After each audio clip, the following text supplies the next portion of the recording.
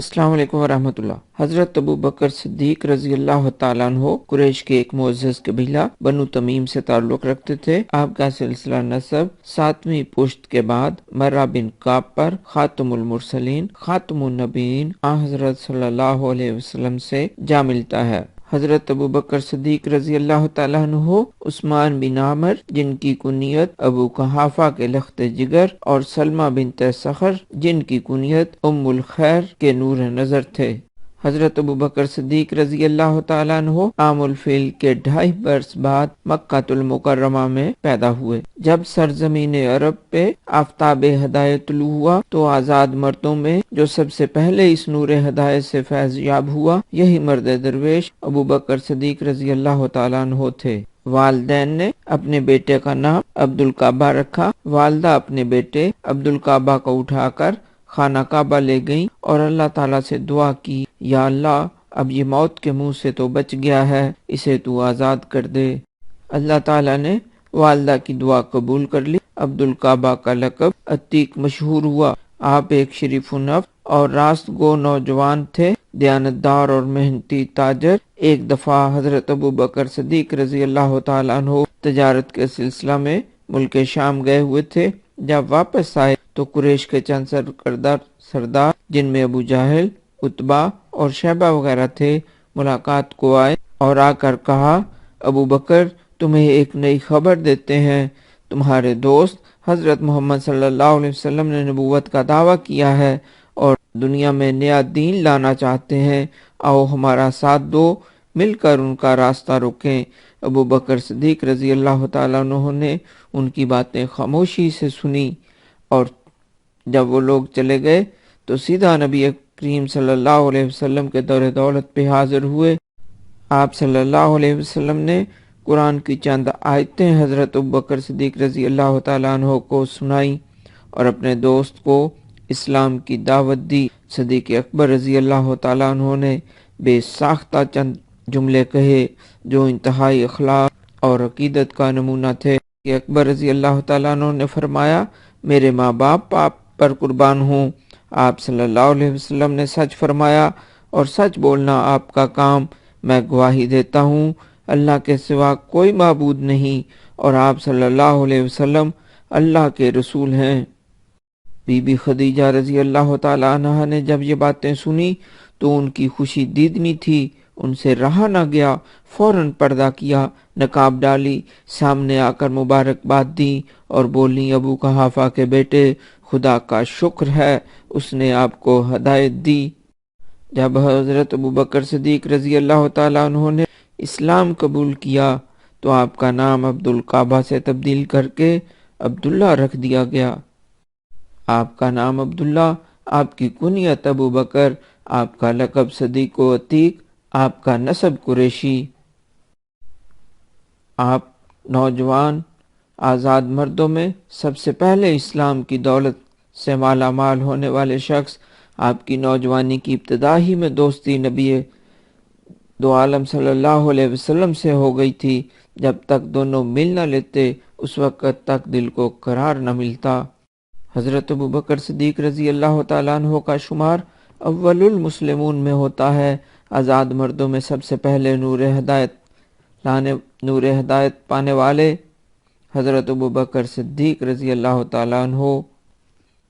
عورتوں میں be be Khadija رضی اللہ تعالیٰ عنہا، بچوں میں حضرت علی رضی اللہ تعالیٰ عنہ، غلاموں میں زید بن حارث رضی اللہ تعالیٰ عنہ سب سے پہلے اسلام لائے۔ ان کے علاوہ جو لوگ ابتدائی دور میں مسلمان ہوئے ان میں عفان کے بیٹے عثمان رضی اللہ تعالیٰ عنہ، عوام کے بیٹے زبیر رضی اللہ تعالیٰ عنہ، عوف کے بیٹے عبد الرحمن رضی اللہ تعالیٰ عنہ، ابی وقاص کے بیٹے سعد رضی اللہ تعالیٰ عنہ، عبید اللہ کے بیٹے طلحہ رضی اللہ تعالیٰ عنہ شامل ہیں۔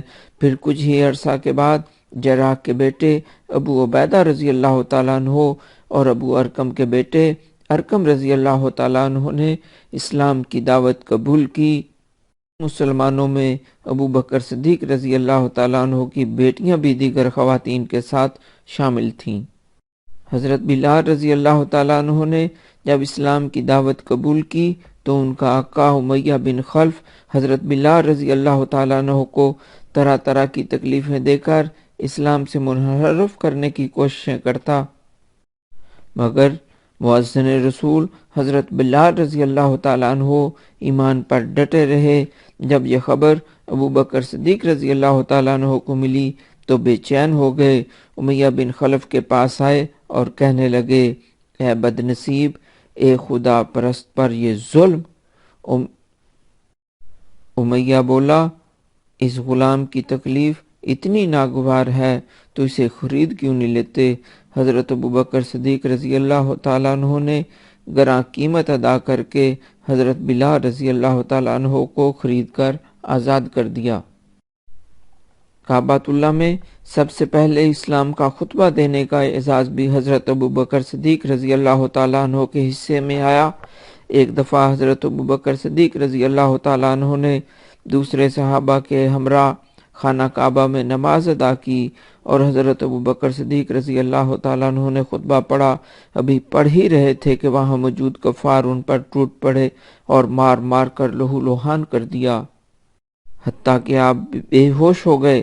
بنو تمیم کے لوگوں کو جب خبر ہوئی تو ان کی غیرت جاگی، وہ حضرت ابو بکر صدیق رضی اللہ تعالیٰ عنہ کو اٹھا کر ان کے گھر لے گئے اور آپس میں باتیں کرنے لگے، اگر ابو بکر صدیق کو کچھ ہو گیا تو ہم ان کا انتقام لیں گے۔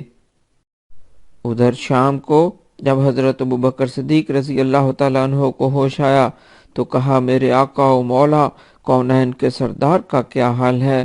والدہ ام الخیر بولی، ابھی تو اپنی فکر کرو، کچھ کھا پی لو، کچھ دوائی لو۔ تو حضرت ابو بکر صدیق بولے، میں جب تک اپنے محبوب کو نہ دیکھ لوں گا میں نہ کچھ کھاؤں گا نہ پیوں گا۔ بالآخر گھر والوں کو حضرت ابو بکر صدیق رضی اللہ تعالیٰ عنہ کی بات ماننا پڑی۔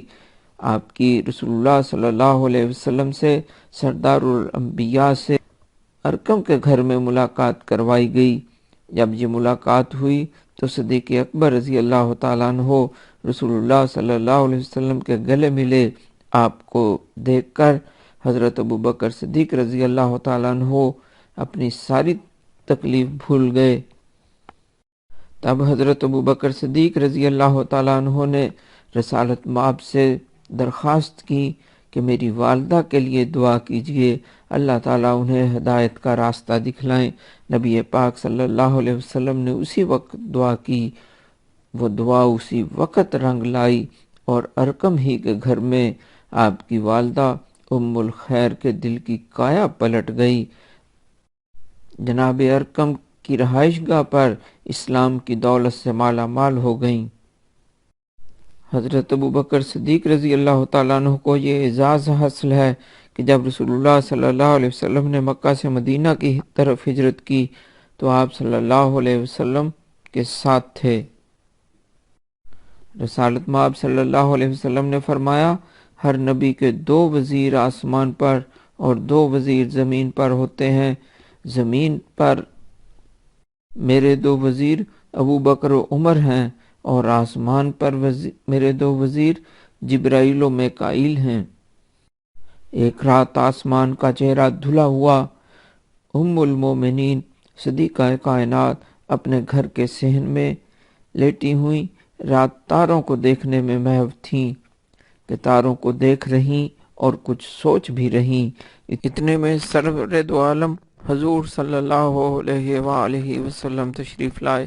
صدیقہ کائنات حضرت عائشہ صدیقہ رضی اللہ تعالیٰ عنہ نے رحمت کائنات کے چہرہ پر انوار کی طرف دیکھا اور جو سوال ان کے ذہن میں تھا اس سوال کو الفاظ کا جامع پہنا کے اپنے آقا سے پوچھا، آقا آپ کی امت میں کوئی اتنا خوش نصیب ہے کہ اس کی اتنی نیکیاں ہوں جتنے آسمان کے تارے؟ تو رسالت مآب صلی اللہ علیہ وسلم نے تبسم فرمایا اور کہا، ہاں عائشہ، وہ عمر ابن خطاب ہیں، ان کی اتنی نیکیاں جتنے آسمان کے تارے، جیسے آسمان کے تارے شمار میں نہ آ سکیں ایسے ہی عمر فاروق کی نیکیاں شمار میں نہ آ سکیں۔ صدیقہ کائنات کے ذہن میں ایک اور سوال اٹھا اور آپ نے اسے بھی الفاظ کا جامع پہنا کر رسالت مآب صلی اللہ علیہ وسلم کے سامنے رکھ دیا اور پوچھا، آقا، صدیق کی نیکیاں؟ تو ایک بار پھر رسول اللہ صلی اللہ علیہ وسلم نے تبسم فرمایا اور کہا، عائشہ، آسمان کے تاروں کو پیمانہ بنا کر ابو بکر کی نیکیوں کا پوچھتی ہو؟ ابو بکر کی نیکیاں آسمان کے ستارے شمار نہیں کر سکتے۔ عمر کی نیکیاں ابو بکر کی اس ایک رات کا مقابلہ نہیں کر سکتی جو ابو بکر نے میرے ساتھ غار ثور میں گزاری تھی۔ جب رومیوں کے خلاف اسلامی لشکر جنگ کے لیے تیار ہو رہا تھا تو مدینہ کے تاجدار نے اعلان فرمایا، ہر شخص اپنی حیثیت کے مطابق بیت المال میں چندہ جمع کروائے۔ تو حضرت ابوبکر صدیق رضی اللہ تعالیٰ عنہ سارے گھر کا اثاثہ لا کر تاجدار کونین کی خدمت میں پیش کر دیا۔ تو حضرت محمد صلی اللہ علیہ وسلم نے سوال کیا، گھر والوں کے لیے بھی کچھ چھوڑا ہے؟ تو شمع رسالت کے پروانے نے جواب دیا، جس کی تصویر کشی لاہور کے قلندر اقبال نے یوں کی، پروانے کو چراغ ہے بلبل کو پھول بس، صدیق کے لیے ہے خدا کا رسول بس۔ آپ نے اپنے گھر کا سارا سامان بارگاہ رسالت میں پیش کر دیا۔ ایک روز حضور کریم صلی اللہ علیہ وسلم اپنے صحابہ کے درمیان تشریف فرما تھے۔ حضرت ابوبکر صدیق رضی اللہ تعالیٰ عنہ سے پوچھا، آپ دنیا میں کیا چیز پسند کرتے ہیں؟ جواب میں حضرت صدیق اکبر رضی اللہ تعالیٰ عنہ نے فرمایا، 3 چیزیں پسند کرتا ہوں۔ 1، آپ کی مجلس میں بیٹھا رہوں۔ نمبر 2، آپ صلی اللہ علیہ وسلم کے چہرہ پر انوار کو دیکھتا رہوں۔ نمبر 3، اپنے مال کو آپ صلی اللہ علیہ وسلم پر خرچ کرتا رہوں۔ یہ 3 چیزیں مجھے پسند ہیں۔ ایک بار رسول اللہ صلی اللہ علیہ وسلم نے دریافت فرمایا، آج تم میں سے کس نے روزہ رکھا؟ حضرت ابوبکر صدیق رضی اللہ تعالیٰ عنہ نے عرض کی، آج میں نے روزہ رکھا۔ رسول اللہ صلی اللہ علیہ وسلم نے ایک بار پوچھا، آج تم میں سے کون جنازے کے ساتھ گیا؟ عرض کی، صدیق اکبر رضی اللہ تعالیٰ عنہ نے، میں گیا۔ رسول اللہ صلی اللہ علیہ وسلم نے پوچھا، آج تم میں سے کس نے مسکین کو کھانا کھلایا؟ حضرت ابوبکر صدیق رضی اللہ تعالیٰ عنہ نے عرض کی، میں نے کھانا کھلایا۔ رسول اللہ صلی اللہ علیہ وسلم نے دریافت فرمایا، آج تم میں سے کس نے بیمار کی عیادت کی؟ صدیق اکبر رضی اللہ تعالیٰ عنہ نے فرمایا، میں نے عیادت کی۔ یہ باتیں دریافت کرنے کے بعد رسول اللہ صلی اللہ علیہ وسلم نے فرمایا، یہ تمام باتیں جس میں جمع ہوں گی وہ جنت میں ضرور داخل ہوگا۔ جب نبی آخر الزمان صلی اللہ علیہ وآلہ وسلم بیمار ہوئے، بیماری شدت اختیار کر گئی، تو آپ نے فرمایا، ابو بکر سے کہو لوگوں کو نماز پڑھائیں۔ اس پر حضرت عائشہ رضی اللہ تعالیٰ عنہا بولی کہ وہ نرم دل ہیں، آپ کی جگہ کھڑے نہ ہو سکیں گے، ان کے لیے نماز پڑھانا مشکل ہوگا۔ آپ صلی اللہ علیہ وسلم نے پھر فرمایا، ابو بکر سے کہو نماز پڑھائیں۔ صدیقہ کائنات نے پھر اپنی بات دہرائی تو آپ صلی اللہ علیہ وسلم نے فرمایا، ابو بکر ہی سے کہو، ابو بکر ہی سے کہو نماز پڑھائیں۔ آقائے دو جہاں حضرت محمد مصطفیٰ صلی اللہ علیہ وسلم کی رحلت کے بعد امت مسلمہ کی قیادت حضرت ابوبکر صدیق رضی اللہ تعالی عنہ نے کی۔ آپ ایمان و یقین، صدق و صفا اور بلند ہمتی جیسی خوبیوں سے مالا مال تھے۔ جب صدیق اکبر رضی اللہ تعالیٰ عنہ کو خلیفہ چنا گیا تو آپ رضی اللہ تعالیٰ عنہ نے اپنے پہلے خطبے میں ارشاد فرمایا، اے لوگو، میں تمہارا حاکم بنایا گیا ہوں لیکن تم سے بہتر نہیں۔ اگر میں نیک کام کروں تو ان کاموں میں میری مدد کرنا، اگر برا کروں تو مجھے ٹوکنا۔ حضرت ابوبکر صدیق رضی اللہ تعالیٰ عنہ نے اپنے دور خلافت میں منکرین نبوت کے خلاف جہاد کیا، منکرین زکوٰۃ کے خلاف جنگ کی، مرتدین کا قلع کما کیا اور اپنی تنخواہ مدینہ کے ایک مزدور کے برابر مقرر کی۔ آپ رضی اللہ تعالیٰ عنہ کی وفات 22 جمادی الثانی کو ہوئی۔ آپ کی نماز جنازہ حضرت عمر رضی اللہ تعالیٰ عنہ نے پڑھائی۔ حضرت ابوبکر صدیق رضی اللہ تعالیٰ عنہ کو اپنے دوست اپنے آقا و مولا رحمت دو عالم صلی اللہ علیہ وسلم کے پہلو میں بائیں جانب سپرد خاک کیا گیا۔